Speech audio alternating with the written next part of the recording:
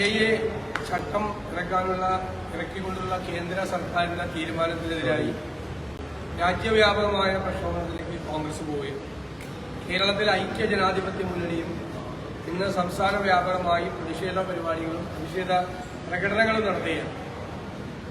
അതുപോലെ തന്നെ കോൺഗ്രസ് പാർട്ടിയും ഒറ്റയ്ക്കും UDF ഒരുമിച്ചുമായിട്ടുള്ള ധാരാളം പരിപാടികൾ ഞങ്ങൾ ആസൂത്രണം ചെയ്തിട്ടുണ്ട്.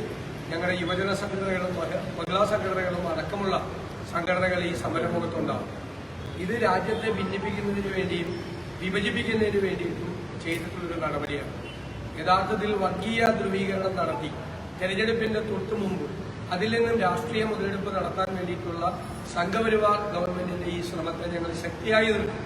ഒരാവശ്യമില്ലാതെ സുപ്രീം കോടതിയിൽ ഇത് നടപ്പാക്കാൻ ഞങ്ങൾ ഉദ്ദേശിക്കുന്നില്ല ഇപ്പോൾ എന്ന് അഫിഡവിറ്റ് കൊടുത്തതിന് ശേഷമാണ് കേസുള്ള സമയത്താണ് ഈ ചട്ടം തെരഞ്ഞെടുപ്പിന് തൊട്ടു മുമ്പ് കൊണ്ടുവന്നത്. നിയമപരമായി ഞങ്ങൾ ഈ വിഷയത്തെ നേരിടാൻ വേണ്ടിയിട്ടുള്ള എല്ലാ നടപടികളും സ്വീകരിക്കും. രാജ്യത്തെ ഭിന്നിപ്പിക്കാൻ, രാജ്യത്തെ വിവിധ തട്ടുകളിലാക്കാൻ, മതത്തിന്റെ അടിസ്ഥാനത്തിൽ പൗരത്വം തീരുമാനിക്കാനുള്ള ഒരു തീരുമാനത്തെയും ഞങ്ങൾ അംഗീകരിക്കില്ല. അതിനെ ചെറുത്തു തോൽപ്പിക്കും. ഇത് അടിസ്ഥാനപരമായി ഭരണഘടനാ വിരുദ്ധമായ ഒരു കാര്യമാണ്. ഭരണഘടനയിൽ പൗരത്വത്തിന് എങ്ങനെയാണ് പൗരത്വം ഇന്ത്യയിൽ നൽകേണ്ടതെന്ന് കൃത്യമായി ആർട്ടിക്കിൾ 5 കൃത്യമായി നിർവചിച്ചിട്ടുണ്ട്. അതിന് വിരുദ്ധമായ നടപടികളാണ്. ഭരണഘടനാ തത്വങ്ങൾക്കെതിരായിട്ടുള്ള ഒരു നടപടിയാണ് യഥാർത്ഥത്തിൽ ചെയ്തിരിക്കുന്നത്. ഭരണഘടനയെ തന്നെ അട്ടിമറിക്കുന്ന രീതിയിലുള്ള ഒരു നടപടി രാജ്യത്തിന്റെ അടിസ്ഥാന തത്വങ്ങളിൽ നിന്ന്, ഇന്ത്യ എന്നുള്ള ആശയത്തിൽ നിന്ന് അകന്നു പോകുന്നതിന് വേണ്ടിയിട്ടുള്ള നടപടിയാണ് ഈ കാര്യത്തിൽ സ്വീകരിച്ചിരിക്കുന്നത്. അതുകൊണ്ട് ഒരു വിട്ടുവീഴ്ചയും ഇല്ലാതെ അതിനെ ചെറുത്തു തോൽപ്പിക്കുകയും ഭരണഘടനാ ആശയത്തെ നിലനിർത്താൻ വേണ്ടി ഏതറ്റം വരെയും പോരാടാനാണ് ഞങ്ങളുടെ തീരുമാനം.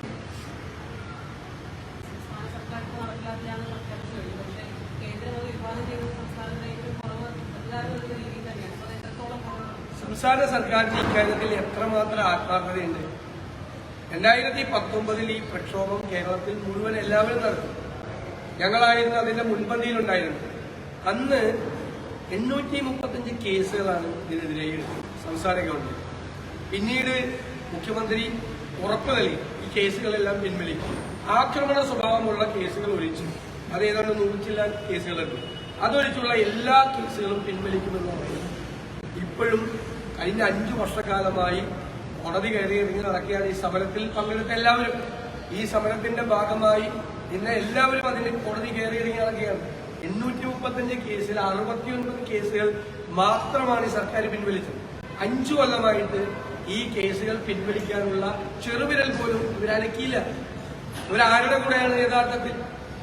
CAA-ക്കെതിരായി സമരം ചെയ്ത ആളുകൾക്കെതിരായി കേസുകൾ പിൻവലിക്കുമെന്ന് ഉറപ്പ് കൊടുത്തിട്ട് പോലും 5 കൊല്ലമായി 835 കേസുകളിൽ 69 കേസുകൾ മാത്രമാണ്.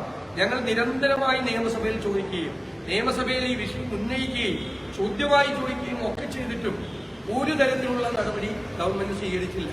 അപ്പൊ CAA കൊണ്ടുവന്ന കേന്ദ്ര ഗവൺമെന്റിന്റെ കൂടെയാണോ സംസ്ഥാന ഗവൺമെന്റ്? അതിൽ മുഴുവൻ അവരെല്ലാം ഇരകളായി മാറിയിരിക്കുകയാണ്. ആ കേസിൽ നിരന്തരമായി 5 വർഷമായി CAA പ്രക്ഷോഭത്തിൽ പങ്കെടുത്ത ആളുകൾ കോടതി കയറിയിറങ്ങിക്കൊണ്ടിരിക്കുകയാണ്. എന്തു മര്യാദയാണ് അവരോട് സർക്കാർ കാണിച്ചത്?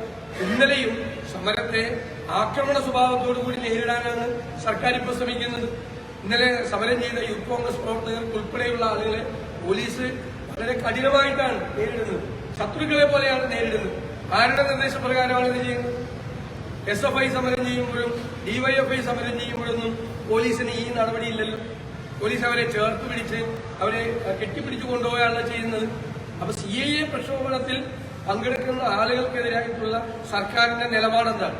അപ്പൊ സർക്കാരിന് ഈ കാര്യത്തിൽ ഒരു ആത്മാർത്ഥതയുണ്ട്, അല്ലെങ്കിൽ കബളിപ്പിക്കുന്നതിന് വേണ്ടിയിട്ടാണ് ഇത് ചെയ്യുന്നത്. അവർ യഥാർത്ഥത്തിൽ BJP സർക്കാരിന്റെ കൂടെയാണ്.